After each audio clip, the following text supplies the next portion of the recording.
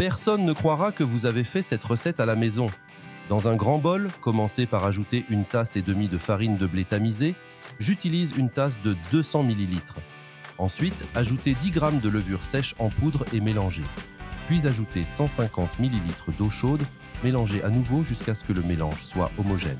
Couvrir le bol d'une pellicule de plastique et laisser reposer 30 minutes. Après ce temps indiqué, retirez la pellicule de plastique et ajoutez une demi-tasse de sucre raffiné. Ajoutez également 3 cuillères à soupe de beurre non salé fondu, 1 cuillère à soupe de miel, 4 jaunes d'œufs, 1 cuillère à soupe d'essence de panettone, 4 tasses et demie de farine de blé.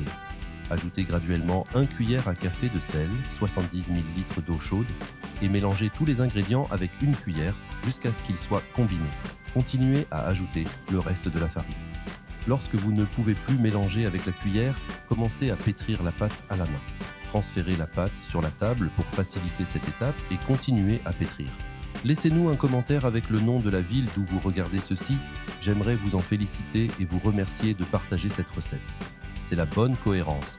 Maintenant, étirez la pâte et ajoutez 200 g de pépites de chocolat en son centre et refermez la pâte pour incorporer. Si vous l'avez fait ici, cela signifie que vous appréciez notre recette.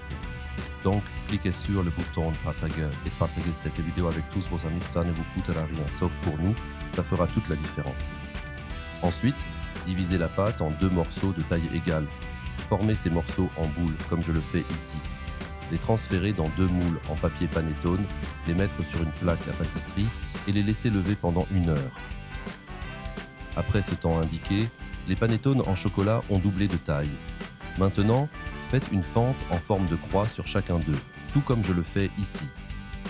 Garnir avec 1 cuillère à café de beurre non salé, prendre à un four préchauffé à 350 degrés Fahrenheit et cuire pendant 35 minutes, mais gardez un œil ouvert. Le temps de cuisson peut varier en fonction de la puissance de votre four. Cette recette est prête et vous pouvez maintenant obtenir une tranche et en profiter. J'espère vraiment que vous aimez cette recette. Maintenant, je vais retourner à la section des commentaires et continuer à répondre à tous ceux qui ont laissé le nom de leur ville. Et je vous remercie également de partager cette recette. On se voit à la prochaine recette. Au revoir. Ingrédients.